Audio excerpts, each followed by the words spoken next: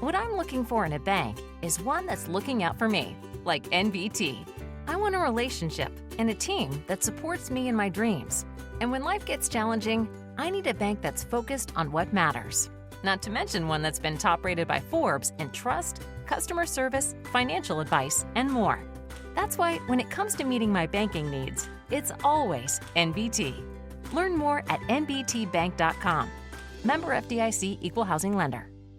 Welcome and thanks for tuning in. This is Tom Hickey from 2020 Media, and you are listening to NBT Bank's On the Scene podcast. Reach over 250,000 readers of the Southern New England Jewish Ledger, weha.com, and West Hartford Magazine, live 24/7, 365. Thank you for joining us, and remember to support not only our guests, but our presenting sponsor, NBT Bank. Be safe, be well.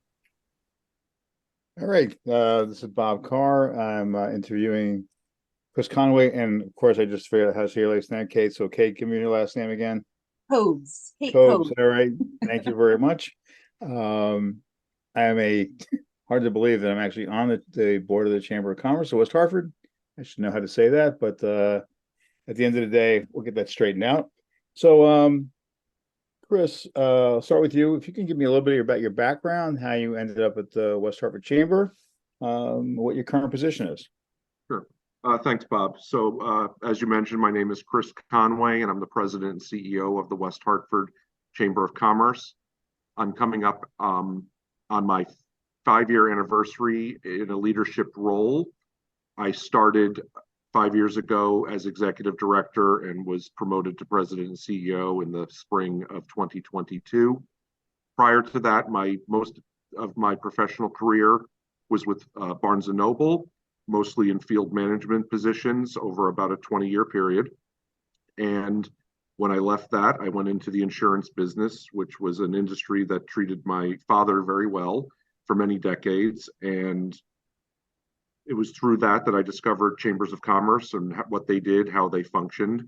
And I quickly realized that I really enjoyed what they did and wanted to pursue a career in working for a chamber of commerce, which I did. Starting in about 2017, I was hired as the membership director of the Waterbury Regional Chamber and enjoyed that role for about a year and a half, and then came back here when the opportunity presented itself to take over the reins as executive director at the time. And when I was active in chambers of commerce, I was a member of this chamber going back probably 10 or 12 years at this point.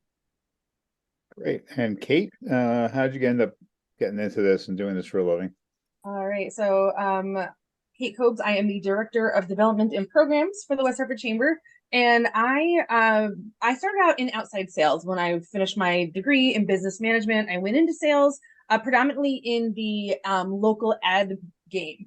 So I was doing TV commercials, radio commercials, internet advertising for small businesses across the state of Connecticut. And after doing that for a while, I left the for-profit world to go work in the nonprofit world. I was working for the American Red Cross for a while when Chris basically came to me when he was a member of the chamber. I was also a member of the chamber, and we got to know each other very well during that time. So he basically came to me and said, I've created this new role for the West Hartford Chamber. I would like your resume, and I need to get you in front of my board of directors. And I've been along for the ride ever since. That was in like March of 2018. So I was a chamber member for about 6 or 7 years previous to coming on as a staff member. But I grew up in this town. I've lived in this town since I was 4 years old. My mother grew up in this town and moved back when I was a child. My family has been in the Hartford area since the 1860s. So I get to spend all of my time and energy helping my local community, supporting those same small businesses that I was helping with their ad campaigns prior to going into the nonprofit world. And this really has just been the convergence of so many things that I enjoy in the skill sets that I have built over the years. I want to stay with you, Kate, for a second. So, I grew up outside the state of Connecticut, and I lived here for about 45 years. And what I've noticed personally about Connecticut is it hasn't changed all that much, but you must have seen a lot of changes in West Hartford over the decades, and what specifically, do you like about the changes, and what kind of has thrown you a little bit? I think that one of the greatest things that I've noticed is just been the vibrancy that has returned to our town. I remember as a child, my grandfather would take us out for ice cream in West Hartford Center, and at 7:30 at night after dinner, it was a ghost town. We would go to Friendly's to grab a cone, and there would be virtually nothing else happening. And now you can walk through the center of town anytime, any day of the week, and there's hustle and bustle. There's people eating in the sidewalk cafes. There's people shopping in our retail spaces. And that vibrancy has spread beyond just the center also. Bishop's Corner used to not have places that you could go sit down and have a good meal, and that has certainly changed. The whole area surrounding West Farms has built up over the years. The vibrancy that you see on New Bern Avenue and Park Road and all up and down Farmington Avenue, you just see this life where you used to just see quietness. And I, for one, enjoy that. And the thing that amazes me is, despite all of this increase in activity, the building up of the business community, we still have a very safe, comfortable town that I'm raising my children in. We still have safe neighborhoods for the kids to play in, high quality schools and wonderful libraries. So we've been able to maintain that family feel while also being just a very, very healthy economy for our businesses to thrive. Oh, great. So actually, Chris, to follow up on that with what Kate just said, how do you turn that vibrancy into a successful chamber of commerce? And then the second part of that question is really, what are the challenges that chambers of commerce have that you're seeing that the West Hartford Chamber seems to have been able to overcome?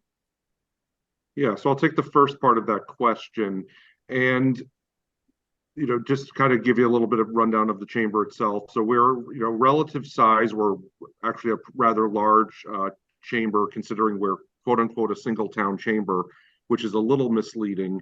So while we are the West Hartford Chamber, we actually have members in 46 towns that are not West Hartford. We have members outside of the state of Connecticut, Massachusetts, New York, and a couple of little further than that really just want a business presence here. And then within the chamber, we're about 500 members of all different shapes and sizes. And the way we support those businesses is really asking a lot of questions and kind of being responsive and certainly trying to be proactive and provide different opportunities, networking, resources, programming, connections, advocacy, depending on what their industry are. The needs of a major manufacturer are very different from a middle-sized law firm or a sole proprietor who is still maybe working out of an extra room in their house, designing websites or doing something like that, and kind of creating a place and spaces for all of those people to benefit, succeed, and then connect whenever appropriate. As Awesome. far as chambers of commerce in general, it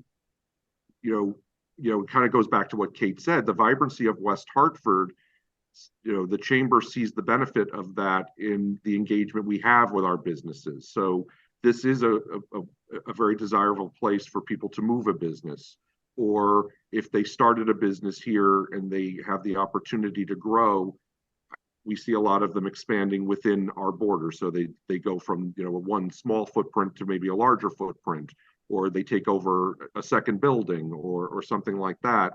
And that really speaks to the synergy between the work that the town does to support the community and the town and the businesses, and the way the chamber can play a role in also doing that. Yeah, I have noticed, I will point out that the West Hartford Chamber does a great job in leveraging the success of the town and into the success of the chamber. So it takes both of you to do that. So a question for you again, Chris, I'll follow up with the last one is, what's the best part of your day? When you're doing this and you're out there and you're president of chamber, what is the best part of that process for you? What do you most fun out of? So the best part of it is that no 2 days are alike. And it really, I really love all the aspects of my job, but if I was going to pick one, my favorite thing is meeting somebody who has an idea, has a vision, has a dream, and they're ready to take that step and really turn it into a business, and spend the time to listening to them and what do they want to accomplish, how do they want to go about that, and then kind of positioning the chamber as a solution to some of those. In some cases, it's direct. So help getting your business out, or helping celebrate your grand opening. But it goes deeper than that. It's what are some of the needs you might have as you're growing this business? Do you need a business attorney now? Do you need a accountant? Do you need marketing support? And being able to connect them with other chamber members that may be able to support them in their growth, and then by default help that business continue to grow their business as well. Okay, same question. So what's the fun part for you? How do you get up in the morning, and what is it that drives you to do? You have great energy. Both you and Chris have great energy. What is it that you like the best about being what you do? I think it really comes back to the whole idea of I exist to support my community. I am an extreme extrovert, so I get to be out there meeting people and bringing people together, which I absolutely love. And at the end of the day, I'm doing it for the betterment of this town that I grew up in, this town that I'm raising my family in. And that's everything from, large scale community events like our holiday stroll, where everybody just comes out to celebrate, but also the whole community benefits when our economy functions the way it should be. And I'm a cog in that wheel, and it feels really good to be able to be part of making this whole town awesome. And at the same time, I make new friends every day. I'm out there meeting people. I'm out there connecting with new people, connecting people with other people they should get to know.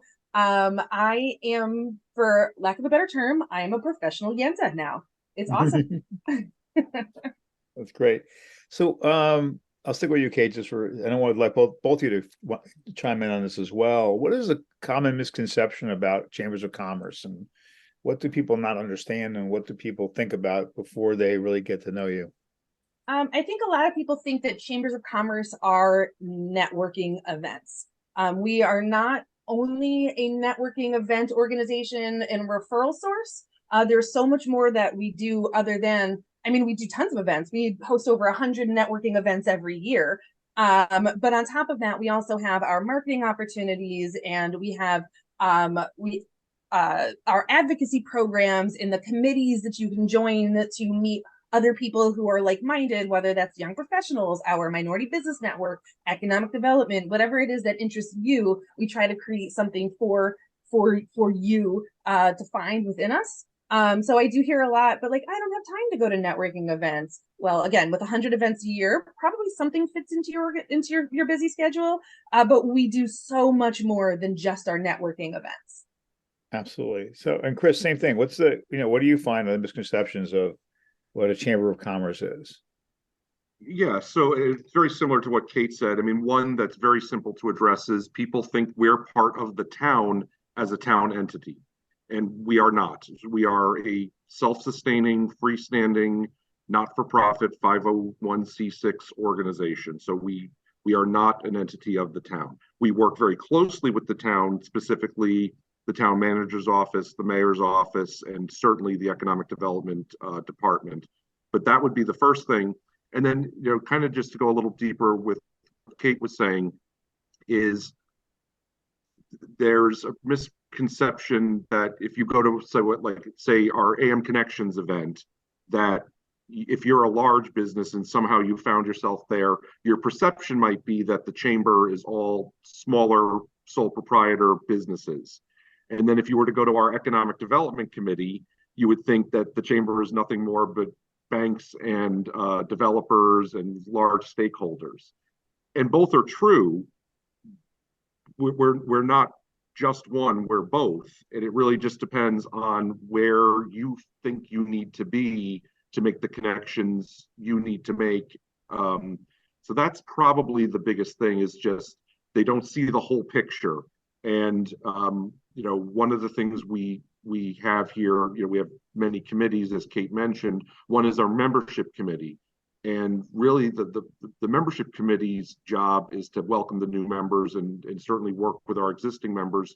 But their job really is to ask a lot of questions and find out what are the right programs, resources, and opportunities that business needs versus the next one they need, or versus what they need.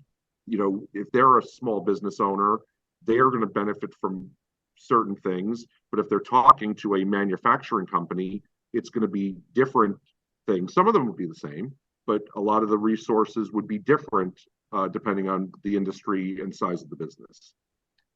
Well, just a personal aside, when I'm at the annual meeting or the other events, you have a great variety of folks who show up at those events, and they bring so you do meet the people from the industry and people on the local retail business and the whole few in between that fall into that space. So that's kind of cool that you brought that out, because that's something I think people only recognize what they see when they're there, as opposed to seeing the whole. But I think the West Hartford Chamber does a great job with bringing that whole together. So another question is, based on the events that we have, one of the things that I see, I belong to another chamber of commerce, been on another board, been on half a dozen to a dozen chambers over the years. I can't find anyone who's as energized at the beginning of an event as the West Hartford Chamber, with the videos you put together and the music you put together. So kind of tell me how you guys got through into that, and I'll start. I think Chris, you're the one that came up with the idea, but maybe I'm wrong. But how did that all kind of take shape? I'll start, and Kate can certainly jump in. So I talked about my professional career, but going back before that, starting in high school, I really wanted to go to film school and become a film director, and I like to tell stories, and I like to kind of engage people a lot through visual media. So this organization is uniquely positioned to allow me to do that, while at the same time celebrating our members and promoting our organization. So, a lot of the videos and things that you see, I typically do put many of them together. And Kate and I really work equally on our social media. So we leverage a lot of video there, but we're just trying to have fun. And I think that's kind of, one of the things we're trying to dispel, that's another myth, is that chambers of commerce are stuffy, business only focused organizations. And I think, Kate, you talk about, the balance of fun and business. So maybe if you want to just jump in with your perspective, because, I think you articulate that well when we talk about that with potential members. Of course. So I've been involved in a lot of networking organizations, chambers of commerce, business associations throughout the course of my career. And some of them you go to and they're a lot of fun, but nothing really gets accomplished. And some you attend and a lot of business happens, but you don't really want to be there. And we have struck a really great balance of business and pleasure within the same organization. You can have a great time at our events and also meet the people and connect with the resources that are going to further your career or your business or whatever it is that you're trying to obtain through your membership. But back to your original question, I just want to point out that he spoke more of like the movie side of things. But when you have an organization that is being directed by a grown-up hippie and a grown-up metalhead, music is inevitably going to be a part of everything that we do. That's great. That's awesome. Yeah. That's well, again, I find that to be very energizing, and it's a lot of fun when you're at the events and to open it up that way, and also just to have it going on during the event. So so kudos to both of you for that. Lucky to have been part of that, seeing it firsthand. Chris, you brought something up earlier I wanted to go back to, because this concerns me as a business person. The political boundaries of West Hartford are set. So as a chamber of commerce, and you did mention we have all these folks who come in from the outside, the West Hartford Chamber of Commerce, but is there any thought to creating a more regionalized programming for the chambers? And I think you already do that. So if you can expand on that a little bit, Yeah, so just, so the chamber itself, we are the West Hartford Chamber of Commerce. But having said that, Kate and I both have very, very good relationships personally, and by extension, our organization with our local chambers of commerce. So, you know, very collaborative versus competitive with our neighbors in Newington, Bloomfield, Hartford, Simsbury, Avon, Canton, you name them all, and certainly stretching beyond those borders. Chambers of commerce executives, we're a rare breed, and we try to help and support each other. And we do dual events. We actually have a dual event coming up in October with the Newington Chamber, with a member who's a member of both, which we have many. If you overlaid the Venn diagram of our 500 plus members, 75 of them are also members of this chamber, and 50 are also members of this chamber, and 100 are also members of this chamber. But I think the way that regionalization is probably best expressed is through the work of our young professionals group, Flow, and Kate is very involved with that, and a young professional collective that really regionalizes some of the programming. So maybe Kate can jump in on that. Absolutely. So the YP Collective, it actually formed during the pandemic when we were trying to address the needs of the young professionals, because we found that their experience was a little bit different than the slightly older workforce in terms of, childcare concerns and, lack of seniority. So they were less likely to have that job security. So we sort of banded together statewide to create a open communication to see how we could support each other. But then as the world opened back up, the statewide organization sort of shifted. And out of the shift grew what we refer to as the YP Collective. And that is the West Hartford Chamber's Young Professionals, but also the surrounding area. So Glastonbury, East Hartford, Marlboro has one. The Bristol, Farmington has one. And then Avon, Canton, Granby, Simsbury. So all of these different YP Young Professionals organizations, we plan a quarterly regional young professionals event. So that really is all of the areas surrounding Hartford. And while those are the groups that founded this collective and who are the ones who actively organize these events, we also welcome other young professional organizations from other chambers. We've had New Britain, we've had the Hype from the Metro Hartford Alliance, but we've also had trying to think of some of the other Urban League has their own youth group, young professionals group that's been involved with some of the stuff that we do. So we really do try to make it, the boundaries are fluid. Yes, I live in West Hartford. Yes, I work in West Hartford, but I utilize services outside of this town, and I have friendships outside of this town, and we're all able to work together to make sure that the whole region really has good growth and resources for us. Awesome. So, I mean, we're getting close to the end of our time here. Just a quick question for both of you, and I'll start with Kate since you just finished talking. I'll stay on you. What do you see as the future of the Chamber of Commerce? What's the 5-year lookout for what you see for West Hartford and the specific chamber? Honestly, I think one of the things that I'm the most excited about is to see the expansion of our diversity, and I'm talking in terms of personal demographics, but also industries. I think that while we do have a lot of members, we also have a lot of businesses that don't yet know what we have to offer.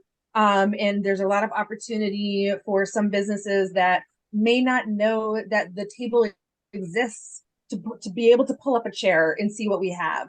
I think that there's a lot of pockets of our community that might still think of the old school, 100 years ago when this organization was originally the Businessmen of West Hartford Association. We are more than businessmen. We are women. We are people of color. We are all ages, all demographics. And I think that we just need to increase the awareness of all of those opportunities. And I'm really excited to see the chamber grow as our reach into other demographics grows. Hey, so Chris, what do you see for, I mean, you've done a great job. So West Hartford Chamber, when I first encountered a few years ago, was not a bunch of old white people, white men, but it was definitely old white people. Um, so I know that's changed quite a bit in the last 10 years. And I think that you both have moved that forward with the committees that we have on the West Hartford Chamber. And I say we, because I am, again, a board member in the West Hartford Chamber. So what do you see for the next 5 years for in what you, when you look out into the future? Well, I think one would just be a continuation of that. So you hit the nail right on the head. Going back, um, the chamber maybe wasn't always on the surface reflective of the community that West Hartford is. And certainly, this is not a Chris and Kate thing. This is really a strategic move by our board, but really some of our most engaged members.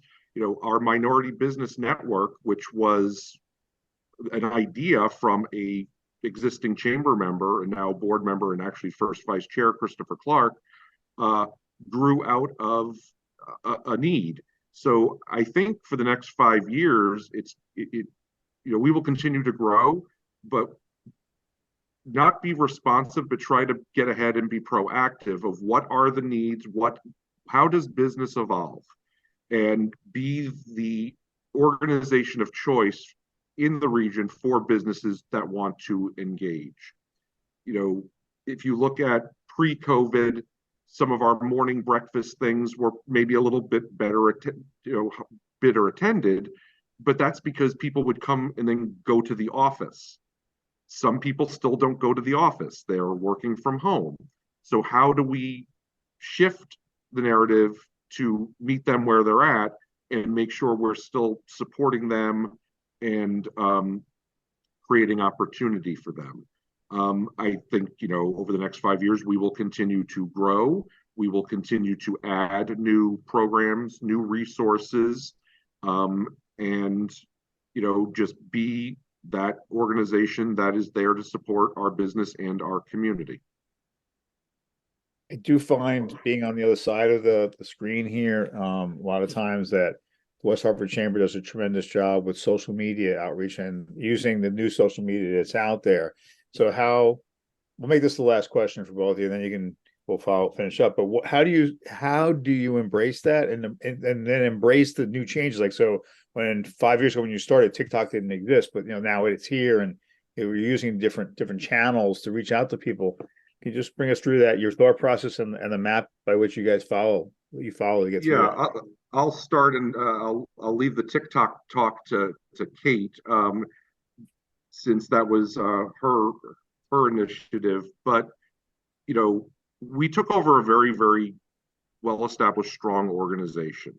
But one of the things I noticed when I got here, and again, somebody with a storytelling background and a visual background, the social media accounts were there, but they were largely focused on the chamber as an organization.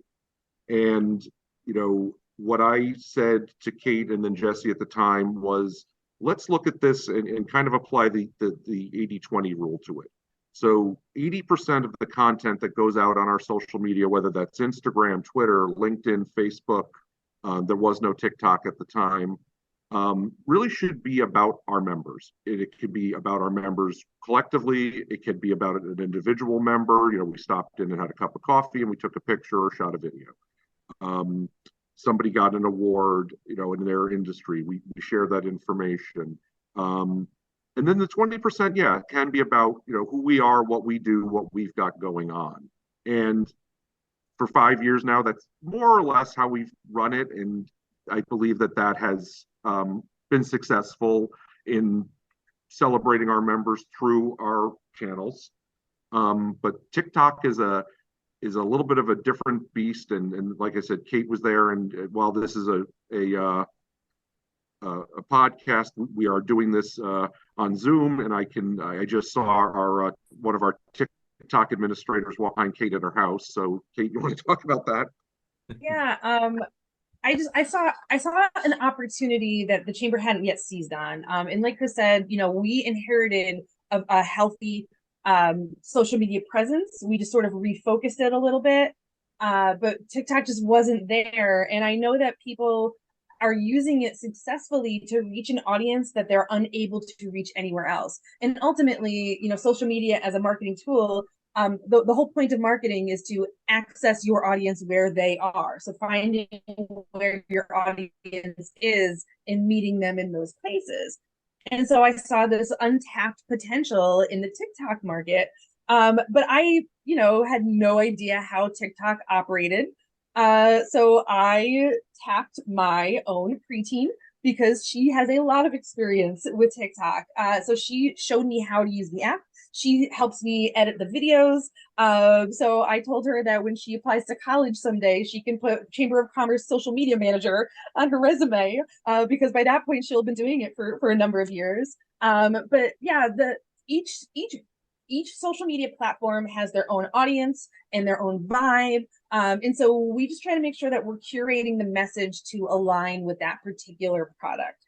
So on LinkedIn, it tends to be more about some of the resources we have to offer, news releases, opportunities for our members to engage on a business level. Instagram tends to be a lot of event photos and videos. But TikTok is just silly. So we have a lot of fun with that. Maybe make a little bit of fun of ourselves, like in a good humored way. But it's just a different way to meet our members and potential members where they are. Excellent. Well, this was a great conversation. I appreciate you both being on. Let Tom take us out, and look forward to seeing you at the next meeting. Great. Thanks, Bob. Thanks, Tom. Thank you so much. Thanks for tuning in. We'll see you next time on The Scene. What I'm looking for in a bank is one that's looking out for me, like NBT. I want a relationship and a team that supports me in my dreams. And when life gets challenging, I need a bank that's focused on what matters. Not to mention one that's been top rated by Forbes in trust, customer service, financial advice, and more. That's why when it comes to meeting my banking needs, it's always NBT. Learn more at nbtbank.com. Member FDIC, Equal Housing Lender.